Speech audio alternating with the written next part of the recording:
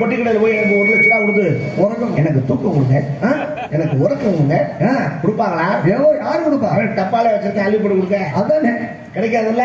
பேப்பர்ல பார்த்து எவன் சொன்னா கிடைக்காது? கிடைக்கும். என்னங்க நீங்க தான் கிடைக்காதுங்கிறீங்க, இப்ப கிடைக்குங்கிறியா? நான் தான் சொல்லுவேன், திரும்ப நான் தான் சொல்லுவேன், கேட்கணும். என்ன கிடைக்கும்? எப்படி? 145 ரூபா செலவு பண்ணா கிடைக்கும். என்னங்க 145 ரூபா? இப்ப விலை கூடவா பிளாக்ல? அது தூக்கம் இல்ல. சரி, அது ஒரு விதமான மயக்கம். இது ஆண்களுக்கு. பெண்களுக்கு இப்ப நம்ம கேள்வி சொன்னாங்க 185 ரூபா. அது என்ன 185 ரூபா? கீழ் பேசர் ஒண்ணு கேட்டாங்க. வேலையே பாரியா அது வரல. தூக்கம்ங்கிறது இயற்கையா கிடைக்கணும். ஏன்னா தண்ணியை போட்டைய மட்டும் என்னைக்காவது நிம்மதியா தூங்கி இருக்கான்னு சொல்லுங்க பாப்போம். சொல்லுங்க. அவனும் தூங்க மாட்டேன், பக்கத்தில் இருக்கணும் கூட மாட்டேன். என்னக்கா சொல்றீங்க? உழந்துகிட்டே கிடப்பேன். என்னாச்சு? என்னாச்சு? ஐயா பூரா குப்புறப்படுத்துன்னு சொன்னாங்க. நல்ல வேலை அதுல கால் கண்டுபிடிச்சது நல்ல விஷயத்துக்கு. நம்ம ஆளுங்க சில பேரு அதிகமா தவறான விஷயத்துக்கு பயன்படுத்துறாங்க. என்ன செல்போனால பல குடும்பம் சீரழிச்சுக்கிட்டு இருக்கு. அதுல ஒரு சில விஷயம் மட்டும் சொல்றேன், நாங்க திருத்திக்கிறோம். தப்பா நாங்க திருத்திக்கிறோம். பாத்தீங்களா? எல்லாம் என்ன கடவுள், காசு இருக்கிறவனுக்கு ஒரு மாதிரி செய்யறேன், காசு இல்லாதவங்க ஒரு மாதிரி செய்யறேன்.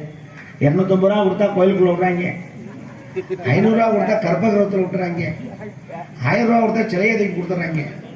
நாங்க வெளியே தான் நின்றுக்க வேண்டியதா இருக்கு. காசு இல்லாதவங்க இப்படித்தான் இருக்கணுமா? அப்பதான் ஆண்டவன் சொன்னா, நீ ஏன்டா அங்க வர்ற வைராண்டி? 500 1000 கொடுத்து எதுக்கு வர? இங்க எதுக்கு வர? ஏழையின் சிரிப்பில் இறைவனை காணுன்னு சொன்னான்.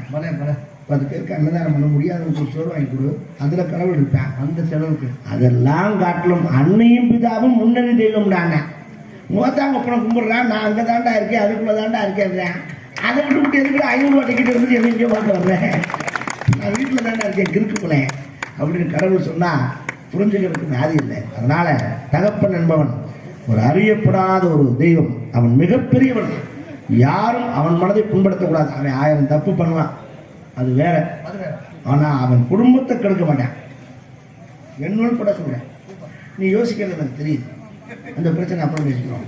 ஓகே, பூசணி பூ வச்சு கும்பிடுவீங்க. ஆமா, நம்ம 6 அறிவு தானே. ஜானத்துல பிள்ளைங்க பிடிச்சி வச்சுக்கோங்க, எப்படி கையில பிடிச்சி விடு. அதுல பூசணி பூ செருவி நீ முண்டப்ப. அந்த காலத்துல வீட்டுக்கு சாணி போட்டு முழுவாங்க. நம்ம தாத்தாக்கெல்லாம் தெரியும். வீட்டுல மண் தரையில சாணத்தை போட்டு முழுகிட்டா அந்த வீடு கமகமன்னு இருக்கும். கண்டிப்பா நம்ம சாப்பிட்ற அரிசி பிடிக்கிற சொலகுக்கு சாணம் போட்டு முழுவாங்க. 5 அறிவு உள்ள மாட்டுடைய சாணம். நீ யாரும் இல்லை ஜானிய வீட்டுல முழுங்க. ஊரே குடியிருக்கணுமா வேண்டாமா? கேட்கறேன், என்னடா நீங்க 6 அறிவு மயில குடும்பீங்க? நான் கேட்கறேன், ஊரை விட்டு எல்லாரும் ஓடி போயிருவாங்க. முடியுதா? முடியல. அப்புறம் என்னடா நீ 6 அறிவு? ஆடு மாடுக்கு நமக்கு என்ன வித்தியாசம்? என்ன வித்தியாசம்? அது நடந்த பாதையில புல்லு முளைக்கும். நம்ம பறந்த பாதையில புல்லு முளைக்குதா? இங்க இதுல நான் உன்னை கேட்கிறேன், ஆடு மாடு எதுல நடக்குது? நீ எதுல நடக்கிற? அப்புறம் ஏன்டா அதை கால் நடக்கிறீங்க? உங்களை மட்டும் மனுஷங்கிறீங்க, உன்னையும் கால் நடக்க சொல்ல வேண்டியதானே? ஏன் அப்படி சொல்ற? என்ன காரணம்? விஷயம் இருக்கு, யோசிக்கணும். மண்டைக்குள்ள மட்டும் மூளை ஆண்டை வச்சாங்கன்னா எதுக்கு வருத்தீங்கவா? வேற யோசிக்கத்தேன். இப்ப பொருளாதார ரோட்ல போறாப்ல, நான் கேட்பேன், துறை எங்க போறேன்? இந்த கோவிலுக்கு. சொல்றியா? இப்ப மாடு போகுது, என் மாடு எங்க போற? என்ன சொல்லுமா? சொல்லாது. ஏன்? அதுக்கு தெரியாது. எங்க போறோம் பேச முடியாதுங்கிறது இல்ல, உண்மையிலேயே எங்க போறோம்னு தெரியாது. இப்படியே போக அங்க வரைக்கும் மட்டும் அப்புறம் திரும்ப இங்கிட்டு வரும். அப்புறம் கிட்ட அப்படியே போ. பிடிக்க மாட்டேன். வேற நாளைக்கு 9:48 தான் உனக்கு டைம் போட்டிருக்கு. அது வரைக்கும் எனக்கு பிடிக்க மாட்டேன். இன்னைக்கு ஏன் வந்தேன்னா, நீ ரொம்ப நல்லவன், இந்த உலகத்துக்கு நிறைய தர்ம காரியம் பண்ணிருக்கேன், உனக்கு எச்சரிக்கை கொடுக்க வந்தேன். நாளைக்கு உன்னை பிடிக்கிறதுக்குள்ள இன்னைக்கே உன் முன்னாடி உள்ளக்கு எதுவும் செட்டில்மெண்ட் பண்றதா இருந்தா பண்ணிக்கோ. நம்மளால சொன்னா நான் செட்டில்மெண்ட் பண்றதுலாம் இருக்கட்டும். இன்னைக்கு நீ என் வீட்டுக்கு விருந்தாளி, என் வீட்டுல உனக்கு சாப்பாடுட்டேன், எமனும் ஒத்துக்கிட்டேன். சமையல் தடவுடலாம், ரசம் பருப்பு துவையல் வத்த குழம்பு மோர் குழம்பு அப்பளப்பு விதமா எல்லாம் ரெடி ஆயிடுச்சு. ஏமே சம்மணம் போட்டு உட்கார்ந்தேன், தலைவாழை இடம் போட்டேன். சரி, சாப்பாடை விட்டு சாம்பாரை ஊற்றின ஒன்று கிணஞ்சி 4 வாய் எடுத்து உள்ள எண்ணெய் வச்சேன். அப்புறம் என்ன எண்ணெய் காலை பிறந்துட்டேன். 32 தூக்க மாத்திரை போட்டிருக்கேன் சாம்பார்ல. இவன் காலை பிறந்து கிடக்கிறேன். மிச்ச சொத்தை அள்ளி எமனுக்கு என்பது எருமக்கடாய்க்கு வச்சேன். எருமக்கடா திருட்டு அங்கிடு 4 வால் காய்ச்சல். நம்ம பார்த்தேன், நீ எனக்கு ஏமனா ஒப்பனாளி, நான் தானே அவனுக்கு ஏமே அப்படின்னு இந்த ஓலை எடுத்தேன். முதல் ஓலை ஏன் பேராடி, அதனாலதான் இந்தியா டக்குன்னு அவன் ஓலையை மட்டும் உருவினேன்.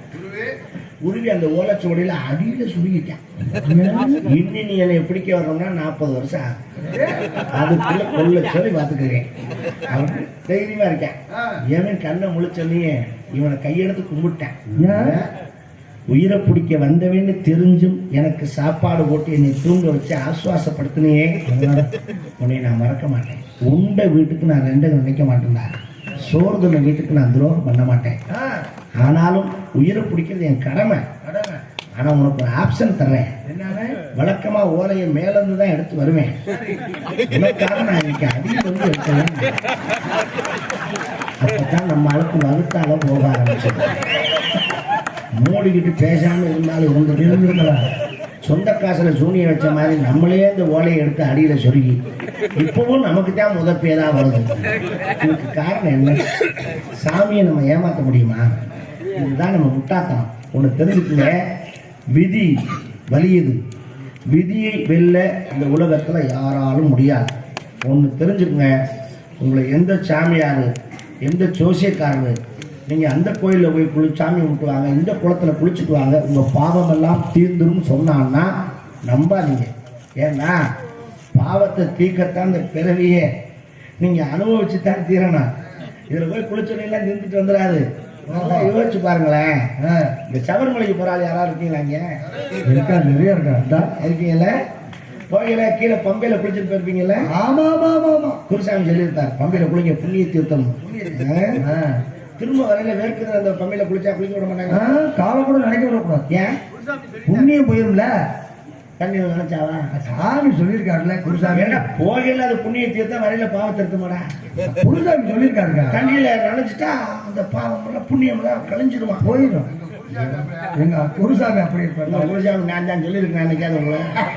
நல்லா யோசிச்சு பாருங்க, அது தப்பு. தண்ணியில குளிச்ச உடனே நம்ம பாவமோ புண்ணியமோ தீந்துறாங்க. 10 நாள் கோயிலுக்கு போயிட்டு வர்றாங்க. 10 நாள் எங்கிட்ட பேலாமே வருவாங்களா? அது எப்படி? குண்டியல மாட்டேன். அந்த குண்டியல் ஒண்ணு தண்ணியில அந்த பாவம் புண்ணியம் கழிஞ்சிட்டு ஓடிடாது. முட்டாத்தானே 15 நாள் சுற்றி விட்டு அட்டு பிடிச்ச விளையாட்ட வர்றாங்க வீட்டுக்கு. நீ சாமியாட்டா வர்றாங்க, தப்பு. ஒண்ணு தெரிஞ்சுக்கங்க, நம்ம பாவமும் புண்ணியம் நம்மளோட தான். அங்கிருந்து எழுதி அமிச்சிட்டான், அதை அழிக்கலாம் முடியாது. என்னதான் நடக்கும்? நான் உங்களை கேட்கறேன், நீங்க பிறந்த உடனே உங்களை குளிப்பாட்டினது யாரும் உங்களுக்கு தெரியுமா? யாராவது சொன்னா தெரியும். கொப்பத்தா குளிப்பாடுச்சுரா, நர்ஸு குளிப்பாடுச்சு சொன்னா தெரியும். என்ன தெரியுமா? அது வேண்டாம். நீங்க செத்ததுக்கு அப்புறம் உங்களை குளிப்பாட்ட போறது யாருன்னு உங்களுக்கு தெரியுமா? தெரியாது. தெரியாதுல்ல? பிறந்த உடனே குளிப்பாட்டினவனையும் தெரியாது, செத்ததுக்கு அப்புறம் குளிப்பாட்ட போறவனையும் தெரியாது. இதுல என்னடா இடையில காசியில குளிக்கிறேன், கங்கையில குளிக்கிறேன், காலையில குளிக்கிறேன். முண்டை எங்க குளிச்சாலும் நம்ம பாவம் நம்மளோடதான். நீங்க நினைக்க வேண்டியதெல்லாம், நீ எப்ப கூப்பிட்டாலும் வரேன்டா பகவானே, ரத்னகிரீஸ்வரா, ஆதி ரத்னேஸ்வரா, நான் தயாரா இருக்கேன் நான் சொல்லுங்க. மரண பயம் உங்கள் மனதை விட்டு நீங்க விட்டு சொல்லி நீங்க உங்களை சந்திக்க ஒரு பிரியா விடுபடுகிற நன்றி. என்று வணக்கம் வணக்கம் வணக்கம். எல்லோருமே நல்லா இருக்கணும்.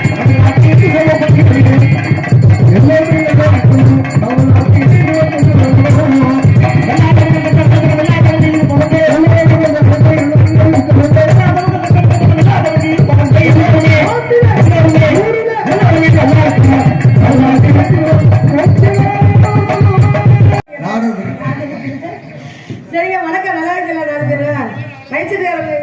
நல்லா இருக்கல? வணக்கம். ஊர் மக்கள் அனைவருக்கும் வணக்கம். எல்லாம் நல்லா இருக்கல? ஆரம்பிச்சிருமா?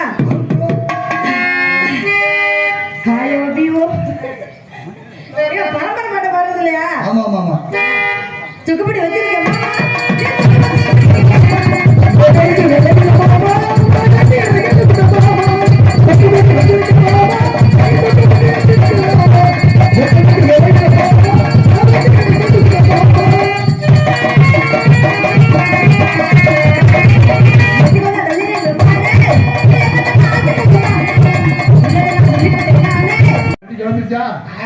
எந்த ஊர் போகுது தாண்டி சாமி சமத்துள்ள வண்டி எந்த ஊர் போகுது இழுத்தடிச்சா வண்டி போகுது யார் இழுத்தா நீ வரியா அமுக்கா வண்டியில இறக்கி விடுறேன் சரி பார்த்து தம்பி மெதுவா ஒரு வண்டி ஏறி சென்று ஆனா சென்று மேட அனுப்பும் தம்பி அப்படின்னா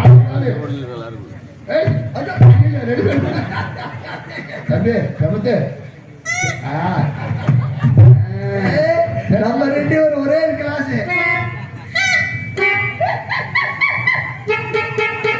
வாங்கோலிக்கு பிறந்தவர எங்க சிரி மறுபடி ஆமா பள்ளிக்கூடம் போறியா ஸ்கூலா நான் ஸ்கூல் போகல ஏன் எங்க அப்பத்தா வயசுக்கு வந்துருச்சான் உங்க அப்பா வயசுக்கு வந்துச்சா எப்படி கண்டுபிடிக்க முடியும் போட்டுக்கண்டா ஒரு காசு நமக்கு என்னத்துக்கு அவசியம் நமக்கு தேவையாது தேவையில்லப்பா ஆமா இந்த மாதிரி கூட்டத்துல ஒரு ஆத்திர வச்சுறதுக்கு என்ன பண்ணுங்க